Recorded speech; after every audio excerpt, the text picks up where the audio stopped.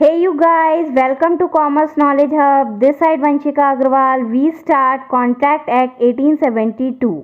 Indian contract act एक exhaustive law नहीं है।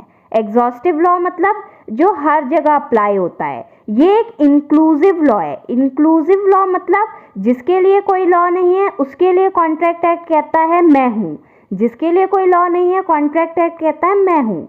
कॉन्ट्रैक्ट एक्ट एक जनरल लॉ है। जनरल लॉ टू टाइप के हैं। एक होता है जनरल लॉ, एक होता है स्पेसिफिक लॉ। जनरल लॉ मतलब जो एप्लीकेबल हो एवरीवेयर, हर जगह जो लगता है उसे हम जनरल लॉ कहते हैं। स्पेसिफिक लॉ पर्टिकुलर पर्पस के लिए अगर लॉ आया है वो स्पेसिफिक लॉ होता है। जैसे कि कंपनी एक्ट 2013 कंपनी लॉ के लिए है, वो कंपनीज के लिए है वो act. Partnership act partnership business के लिए है। Transfer of property act property से रिलेटेड वो एक्ट है, उसे हम टोपा कहते हैं। अब कॉन्ट्रैक्ट एक्ट में ही पहले सोगा आता था, पार्टनरशिप आता था, अब इनके स्पेसिफिक लॉ बन गए। तो कॉन्ट्रैक्ट एक्ट ने कहा कि वो उससे अलग हो गया। अब सोगा स्पेसिफिक लॉ में आता है, पार्टनरशिप एक्ट स्पेसिफिक लॉ में आता है। इंडियन कॉन्ट्रैक्ट एक्ट अब अलग हो गया। क्यों? क्योंकि वो जनरल लॉ है। जिसके लिए कोई लॉ नहीं है उसके लिए कॉन्ट्रैक्ट एक्ट है। Indian contract act oldest legislation है जो इंडिया के इंडिपेंडेंस होने से भी पहले आया है। ये पूरे इंडिया पे अप्लाई होता है, अप्लाई होल ऑफ इंडिया। और जब भी हम कोई एक्ट बनाते हैं उसके लिए हमें क्या करना पड़ता है? उसके लिए हमें पार्लियामेंट का एसेंट चाहिए होता है। पार्लियामेंट का एसेंट माने पार्लियामेंट का अप्रूवल। तो इंडियन कॉन्ट्रैक्ट एक्ट के लिए पार्लियामेंट का अप्रूवल मिला था 25 अप्रैल 1872 को, 25 अप्रैल 1872 को। और ये एक्ट फोर्स में आया था 1 सितंबर 1872 को। अब कॉन्ट्रैक्ट होता क्या है?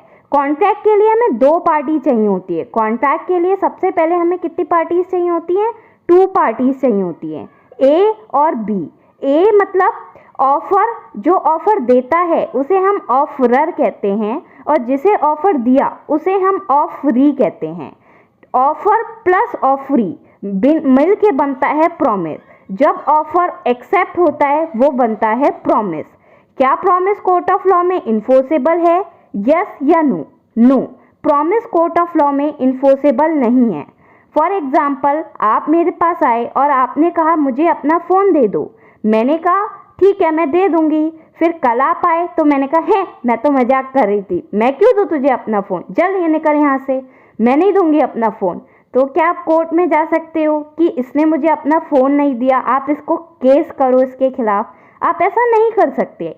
क्यों नहीं कर सकते? क्योंकि मैंने आपको कंसीडरेशन आपने मुझे नहीं दिया। कंसीडरेशन क्या होता है? कंसीडरेशन मतलब समथिंग इन रिटर्न। आपको रिटर्न में कुछ देना पड़ेगा, रिटर्न में कुछ देना पड़ेगा। जब आप रिटर्न में कुछ देते हो तब बनता है एग्रीमेंट। और एग्रीमेंट कोर्ट ऑफ लॉ में इन्फोर्सेबल है? Yes, agreement court of law में इन्फोर्सेबल है।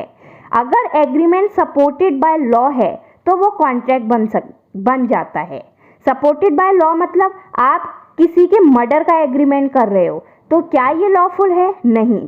तो अगर एग्रीमेंट सपोर्टेड बाय लॉ है तभी वो कॉन्ट्रैक्ट बनता है। तो सबसे पहले क्या होता है? ऑफर। एक बंदा ऑफर देता है, फिर जब दूसरा एक्सेप्ट करता है तब बनता है प्रॉमिस। प्रॉमिस के साथ जब आप कुछ रिटर्न में देते हो, कंसिडरेशन देते हो, समथिंग इन रिटर्न देते हो, तब बनता है एग्रीमेंट। और जब एग्रीमेंट इन्फोर्सेबल बाय लॉ होता है तब बनता है contract. Every contract is an agreement. Her contract agreement होता है, क्योंकि एग्रीमेंट स्पेशी है और कॉन्ट्रैक्ट जीनस है। एग्रीमेंट से कॉन्ट्रैक्ट आया है, बट सारे एग्रीमेंट कॉन्ट्रैक्ट नहीं होते। जो एग्रीमेंट इन्फोर्सेबल बाय लॉ है, लॉफुल कंसिडरेशन है, लॉ द्वारा इन्फोर्स किए गए हैं, वही कॉन्ट्रैक्ट होते हैं। Thank you so much. If you like the video please like, subscribe and share. Thank you.